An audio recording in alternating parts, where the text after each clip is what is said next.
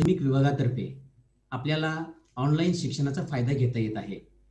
मी सचिन कांबळे आपल्यासमोर आज इयत्ता 10वी युनिट 2.3 द ट्विन्स ही कविता आपण पाहणार आहोत.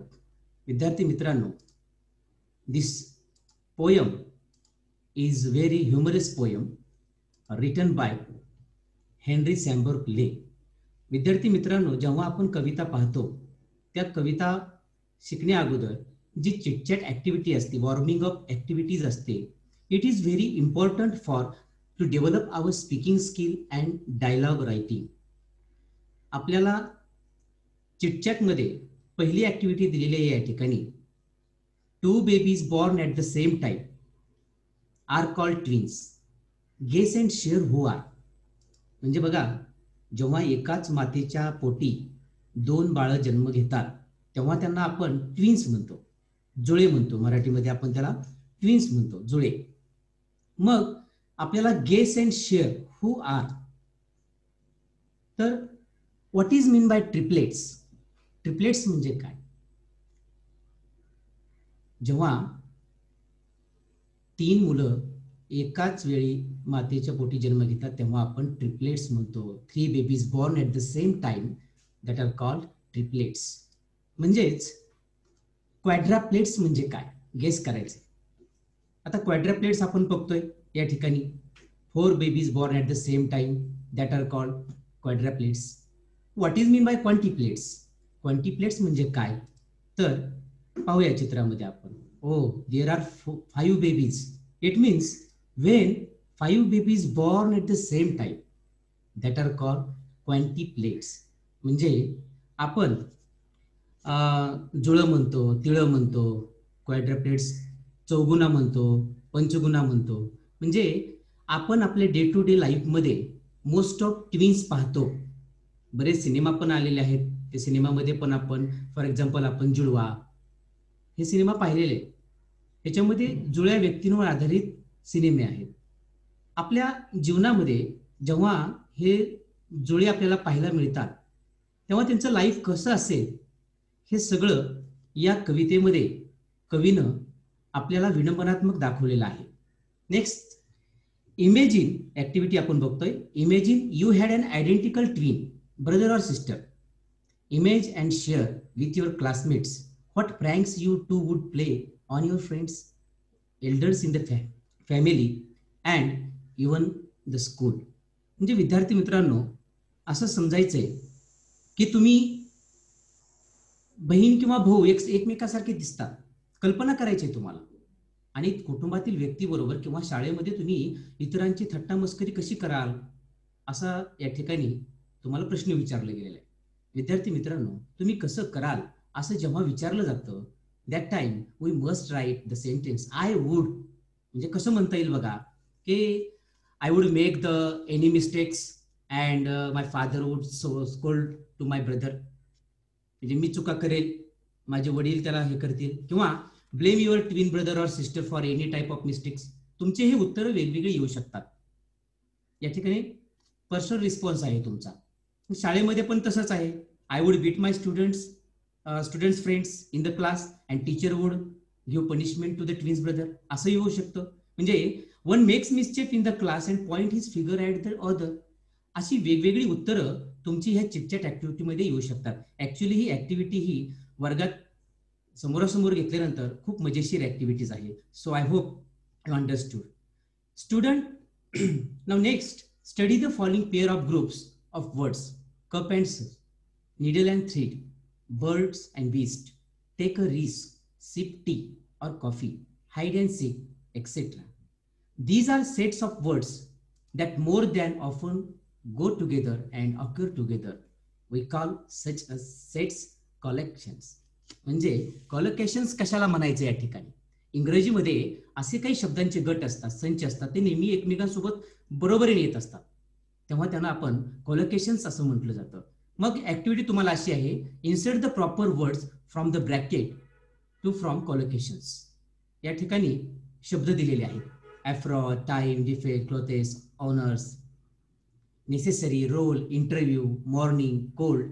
आणि तुम्हाला खाली दिलेल्या ज्या काही दुसऱ्या शब्दांच्या जोड्या आहेत त्या जोडी लावायच्या आहे आपल्याला.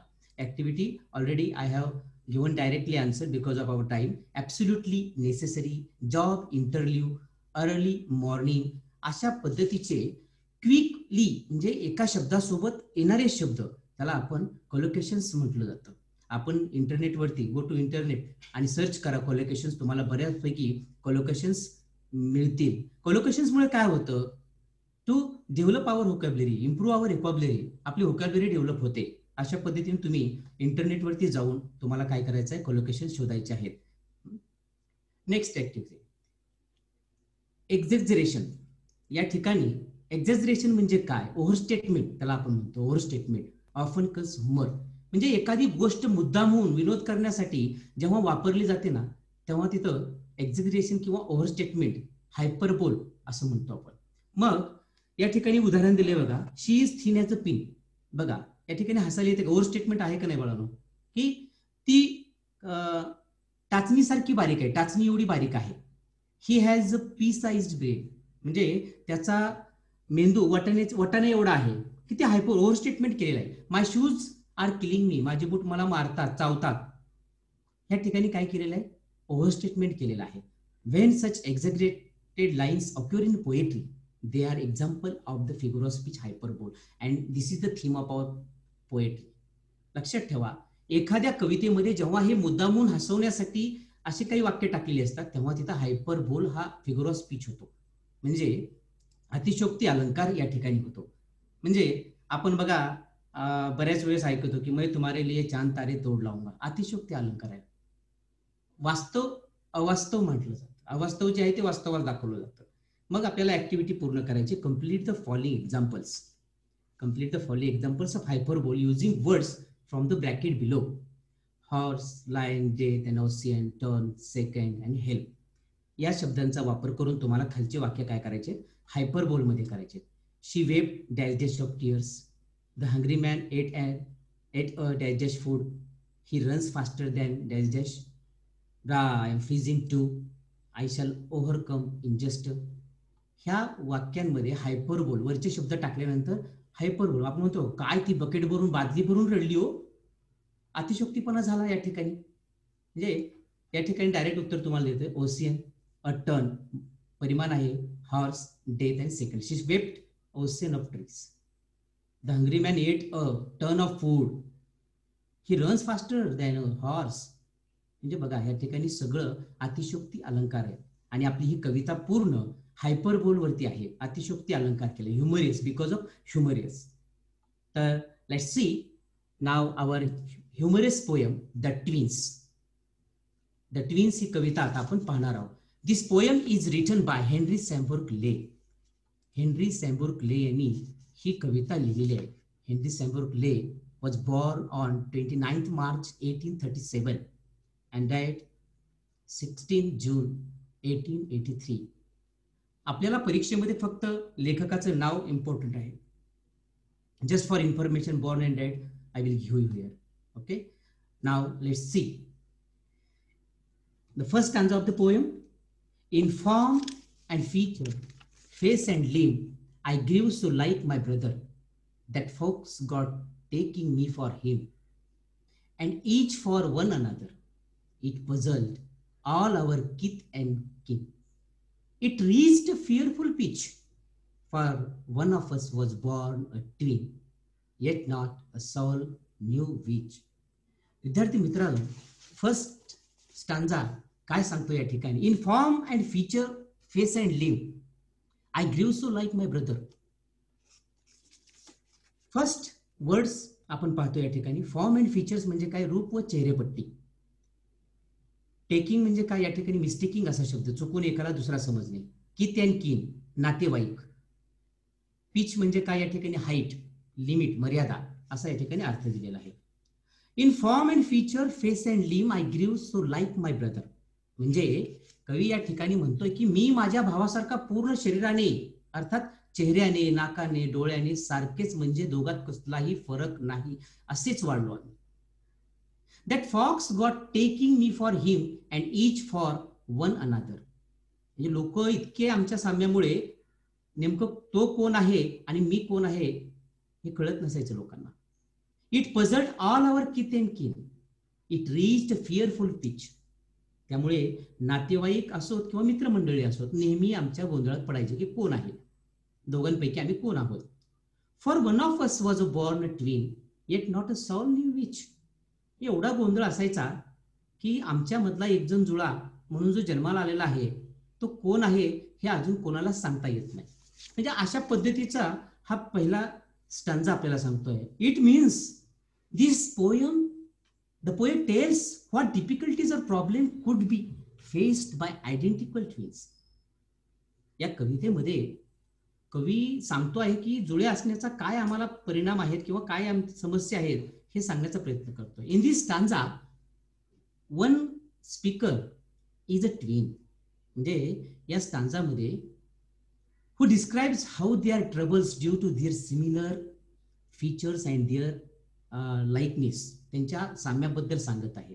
He tells that both of them are so alike in their appearance and their way of living and behaving.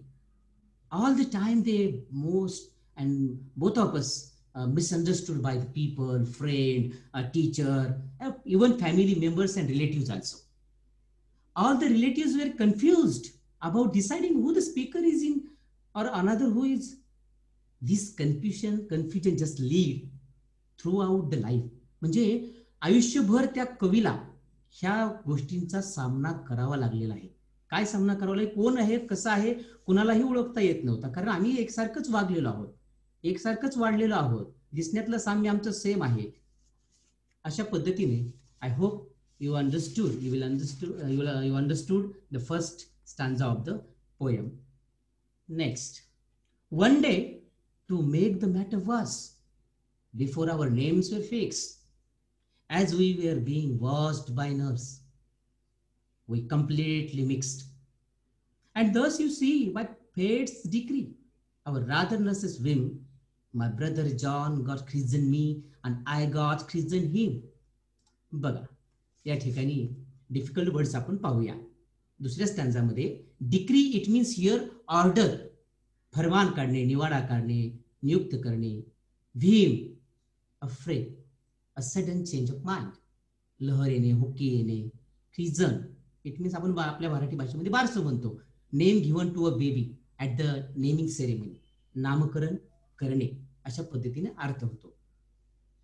Let's see what is the meaning of second stanza.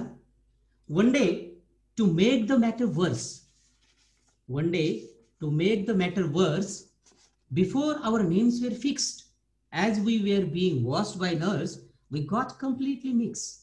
कवी या ठिकाणी असं म्हणतोय, एके दिवशी तर कहरच झाला. कुठला कहर झाला हो? जेव्हा आमचं नाव ठेवायचं होतं, आमचं बारसं करायचं होतं, त्यावेळेस जेव्हा आमचं अजून बारसं पण झालं नव्हतं, आमचं नावं ठेवायची होती. आणि आमच्या बारशाच्या दिवशीच आमची जी काही नियोजित नावं होते, आवर नेम्स वर फिक्स्ड, आमचं ठरलं होतं की मला काय नाव द्यायचं, माझ्या भावाला काय नाव द्यायचं. त्या नर्सच्या चुकीमुळे काय झालेलं आहे, आमची अदलाबदल झालेली आहे. म्हणजे आमचं जे ठरलं होतं ते सुद्धा आमच्या नशिबाला नाही आलं. माझं जे काही नाव ठरलं होतं ते सुद्धा, as we were being wash by nurse, wash जेव्हा आम्हाला आंघोळीला नेलं तेव्हा त्या नर्सनी काय केलं, थोडासा वेंदळेपणा केला असेल, काहीतरी केलं असेल. And thus you see by fate's decree, म्हणजे असं म्हणता येईल की आमच्या नशिबाचाच भाग म्हणा, और रादर नर्स विम, किंवा त्या नर्सची चूक म्हणा, किंवा तिचा वेंदळेपणा म्हणा, गोंधळ म्हणा. My brother John got christened me and I got christened him. म्हणजे काय हो, की तो म्हणतोय की आमचं दुर्दैव समजा, नशिबाचा खेळ समजा, की नातेवाईकांचं किंवा त्या नर्सचं जे काही आमच्याबद्दल वॉश करताना, आंघोळ घालताना जे काही चुका झाल्या असतील त्याच्यामुळं आमची नेमकी अदलाबदल झाली. आणि म्हणून जे मला नाव ठेवायचं होतं, माझं नाव जॉन ठेवायचं होतं, हे माझ्या भावाला गेलं आणि भावाचं नाव मला आलं. बघा, या ठिकाणी विनोदात्मक या ठिकाणी विडंबन दाखवलंय, तुम्हाला ह्युमरस दाखवलंय. प्रत्येक कडवं आपल्याला हसायला लावतंय. असं रिअल लाईफ मध्ये घडतं का हो? पण poet describes here the second stanza. काय म्हणतोय कवी या ठिकाणी सेकंड स्टांजा मध्ये? The poet tells here the matter worse. इतकं मॅटर वर्स झालं ना, when their naming ceremony was there, and thus nurse mixed up them. या दोघांना ते मिनर्सने काय केलेलं आहे, मिक्स केलेलं आहे. कवी या ठिकाणी म्हणतोय may be our luck or our fates, आमचं नशीब समजा किंवा काय असं, because of her whim we both got exchanged, आम्ही पूर्णपणे बदलून गेलो. And the name John which I was given supposed, मला मिळालं असतं, they got given the brother John. Now the next stanza, third stanza of the poem. This fatal likeness even dogged my footsteps when at school, and I was always getting flogged, for John turned out a fool.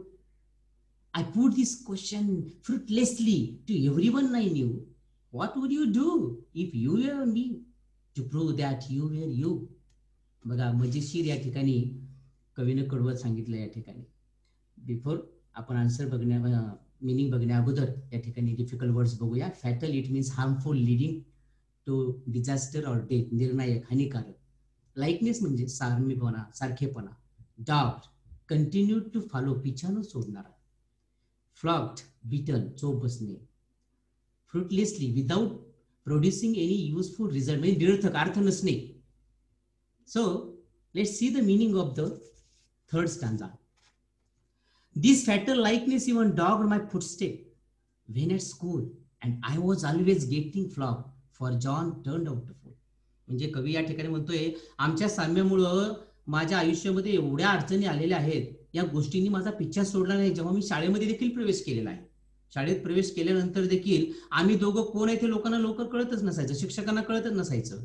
आमच्या हुबेहूब दिसण्यामुळं शाळेत तो गुन्हा करायचा, शाळेत तो खोड्या करायचा आणि मार मला बसायचा, शिक्षा मला व्हायची. कारण जॉन खोड्या करायचा आणि माझ्यावरती ते यायचं, नेमकं कळत नसायचं हु आहे, कोण आहे याच्यामध्ये. आणि आय पुट दिस क्वेश्चन फ्रुटलेसली, म्हणून कवी या ठिकाणी म्हणतो की मी तुम्हाला प्रश्न विचारतो, जो प्रश्न मला माहिती आहे की निरर्थक आहे, याला अर्थ नाहीये. काय प्रश्न आहे बघा. What would you do if you were me, to prove that you were. मला सांगा, कवी म्हणतो की माझ्या जागी तुम्ही असता तर तुम्ही आहात, तुम्हीच आहात, तो मी नव्हेच, हे सिद्ध करण्यासाठी तुम्ही काय केलं असतो. कवी हा या ठिकाणी थर्ड स्टँजामध्ये क्वेश्चन विचारतो आपल्याला, आणि निरर्थकपणे प्रश्न विचारतोय. माझ्या ठिकाणी जर तुम्ही असता तर तुम्ही काय केलं असतं, काय केलं असतं प्रूव्ह करण्यासाठी. अशा पद्धतीचा हा तिसरा स्टांजा सांगतो आहे की शाळेमध्ये गेल्यानंतर खोड्यात त्याचा भाऊ करतो आणि ह्याला पनिशमेंट मिळायची. म्हणजे हे सगळं प्रॉब्लेम्स आपल्याला ह्या कवितेच्या माध्यमातून कवी सांगतो जुळ्या असण्याचा. The meaning third stanza. In this third stanza the speaker further tells that their likeness chase them to school, म्हणजे शाळेचा पाठलाग करत आलेला likeness. And the speaker got punishment always from teacher or any brothers, because of brothers naughtiness, foolishness. After all this thing the speaker was restless, आणि कवी खूप कंटाळा या गोष्टींना. And that time poet ask questions, unanswerable question आहे तो. काय म्हणतोय, what would you do if you were me, to prove that you were you. म्हणजे सेल्फ आयडेंटिटीसाठी what should have done to prove the self identity, कशा पद्धतीने तुम्ही self identity prove केली असती. Now the last stanza of the poem. Our close resemblance turned the tide of my domestic life, for somehow my intended bride become my brother's wife.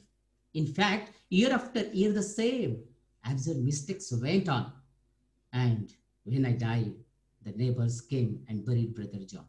बघा, आहे का नाही हसण्यासारखं या ठिकाणी कडव्यामध्ये. म्हणजे our close resemblance it means likeness, सारखेपणा, साम्य. turn the tide, change the course or directions, परिस्थिती बदलणे. इंटेंड, ठरवलेलं, नियोजित आहे. absurd, foolish.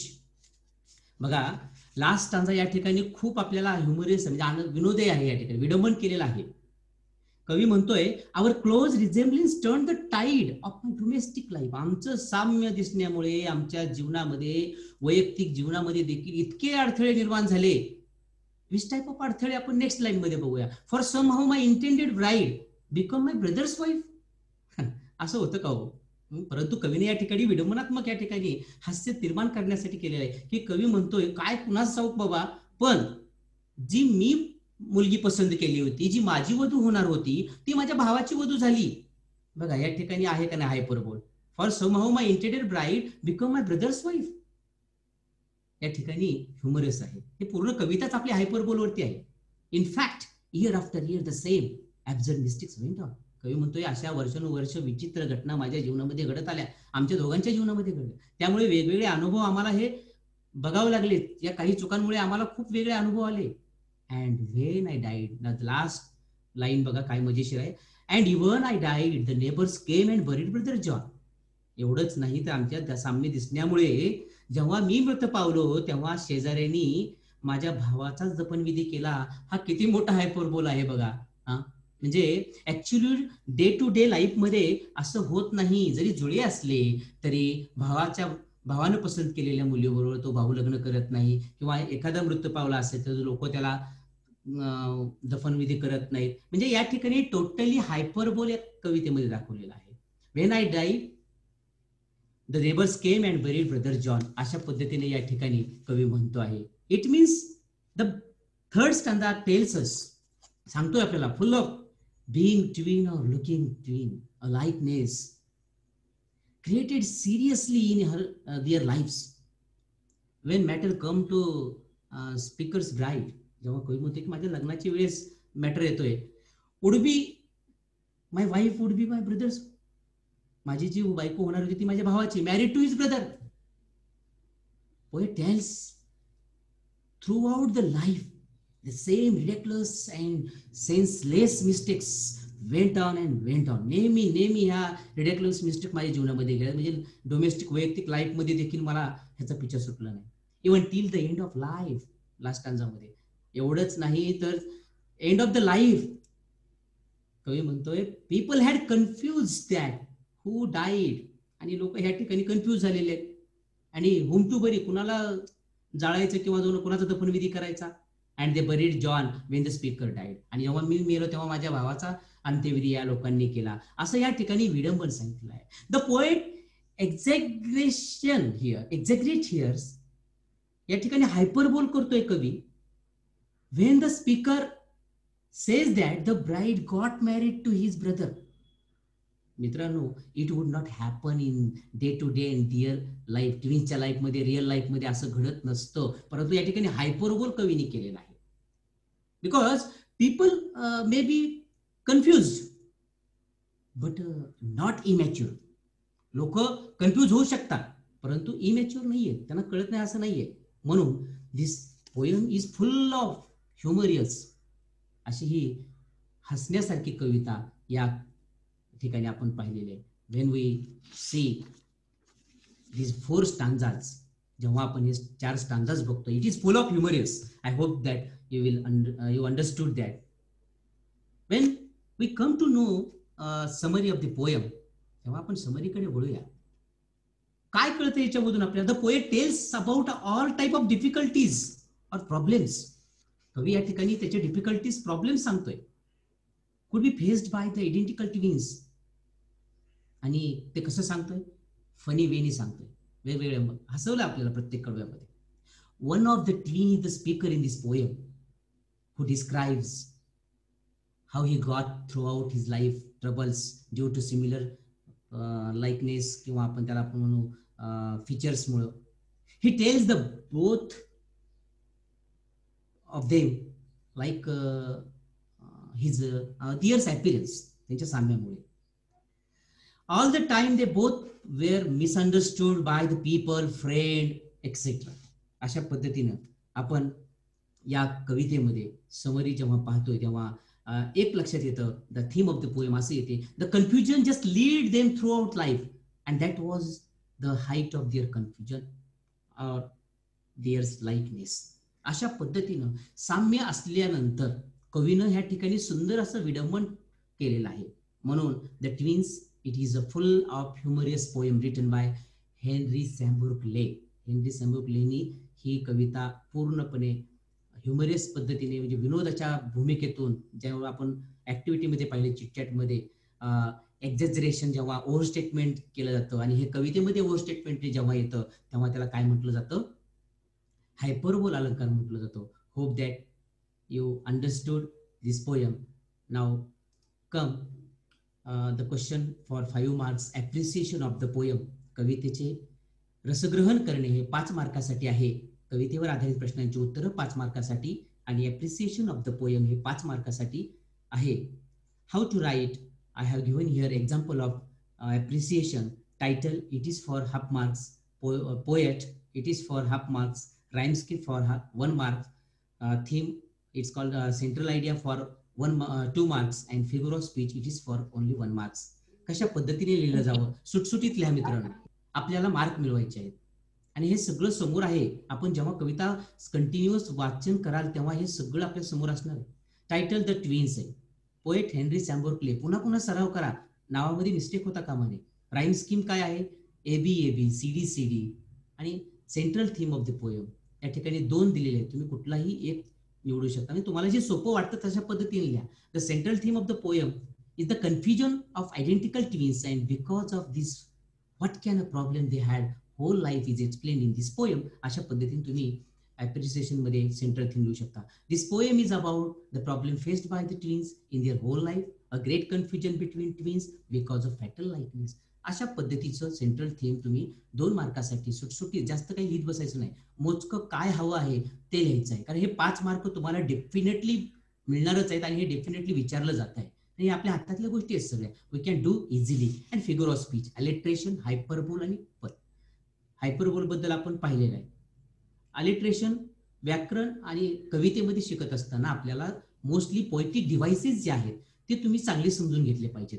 कुठले फिगर ऑफ स्पीच आहे, भाषेचे अलंकार कुठले आहेत हे चांगल्या पद्धतीने तुम्हाला समजले पाहिजे. लेट्स सी, आपण या कवितेमध्ये कुठले कुठले फिगर ऑफ स्पीच आलेले आहेत.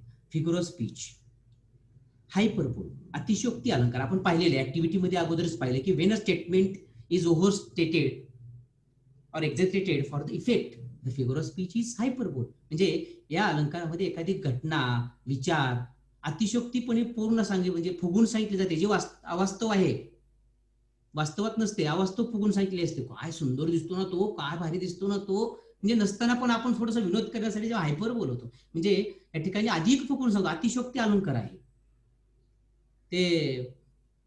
मराठीमध्ये आहे, दमडीचं तेल आणलं, आंघोळ केली वगैरे वगैरे, मराठीमध्ये पाहिलं असेल. अशा पद्धतीने ते उदाहरण हायपरबोलचं तुम्हाला पाहायला मिळते. एक्झाम्पल्स बघूया. For one of us was born a twin, yet not a soul knew which. My brother John got christened me and I got christened him, and I was always getting flogged, for John turned out a fool, and when I died the neighbors came and buried brother John. हे सगळे अतिशयोक्ती अलंकाराची उदाहरण आहेत, कारण real life मध्ये अशा घटना घडत नाहीत. जरी सारखेपणा असला तरी ते भाऊ किंवा बहीण अशा चुका करत नाहीत किंवा ते लोक तशी चुका करत नाहीत. मिसअंडरस्टँडिंग होते परंतु अशा चुका होत नाही. त्याच्यामुळे या कवितेमध्ये हायपरबोल हा अलंकार वापरलेला. हेच कवितेमध्ये आपल्याला शिकायचं असतं की पोएटिक डिव्हाइस, कविता त्याचसाठी असते, लक्षात ठेवा. नेक्स्ट, पण या ठिकाणी कोटी अलंकार, श्लेष अलंकार म्हणतो आपण. म्हणजे it is a play on words, पण has the humorous use of words with 2 or more meanings. म्हणजे या अलंकारामध्ये 1 किंवा 2 शब्दावर विरोधी कोटी केलेली असते, म्हणजे विनोद करायचा असतो, याला श्लेष अलंकार म्हणतात. त्याचं उदाहरण, it reached a fearful pitch. आपण मागच्या कवितेमध्ये अलिट्रेशन अलंकार पाहिला, अनुप्रास अलंकार. जेव्हा एखादा साऊंड पुन्हा पुन्हा प्लीजिंगली उच्चारला जातो, when sounds are repeated in the sentence for pleasingly और musically effect, that time the figure of speech is alliteration. या अलंकारात भाषेचा गोडवा, त्याची सौंदर्य, त्याची गेयता वाढवण्याकरता एकाच प्रकारचे ध्वनी पुन्हा पुन्हा जेव्हा वापरले जातात कवितेमध्ये तेव्हा अनुप्रास अलंकार होतो. In form and feature, face and live. Now in this sentence F sound is repeated pleasingly. Form, feather, face असे शब्द या ठिकाणी, लेटर्स त्या ठिकाणी पुन्हा पुन्हा साऊंड्स डबल वापरले जातात. As we were being watched by nurse, it puzzled all our kith and कीन. आपण बऱ्याच वेळा गमती जमतीमध्ये म्हणतो, काकाने कामाचे कागद काळ्या कपाटामध्ये टाकले. अशा पद्धतीने आपण बोलत राहतो. हे सगळे काय आहेत तर अनुप्रास अलंकाराची उदाहरणं आहेत. विद्यार्थी मित्रांनो, द ट्विन्स ही कविता जेव्हा आपण अभ्यासतो तेव्हा विनोद तर पाहायचंच आहे, आपल्याला त्याचा आनंद घ्यायचाच आहे. पण या कवितेमधून काय सांगितलं आहे, व्हॉट इज द थीम, हे नीट समजून घेणं गरजेचं आहे. द कन्फ्युजन कशा पद्धतीने क्रिएट झालेलं आहे, या कवीने विडंबन कशा पद्धतीने केलेलं आहे, हे तुम्हाला या कवितेतून कळलं पाहिजे. So student, do the activities from वर्कशीटमध्ये ज्या ऍक्टिव्हिटीज दिलेल्या आहेत त्या ऍक्टिव्हिटीज तुम्ही पुन्हा पुन्हा घ्या. वॉर्मिंग अप ऍक्टिव्हिटीज आहेत, चिटचॅट ऍक्टिव्हिटीज जे तुम्हाला रायटिंग स्किलमध्ये, डायलॉग रायटिंगसाठी महत्वाचे आहेत. म्हणून आपण कविता करत असताना पहिल्या पानापासून शेवटपर्यंत ज्या ज्या ऍक्टिव्हिटीज दिलेल्या आहेत त्या चांगल्या पद्धतीने करणं गरजेचं आहे. In this way we have seen this poem. Thank you so much. I hope that you will uh, recite the poem and do all activities. Thank you. Bye.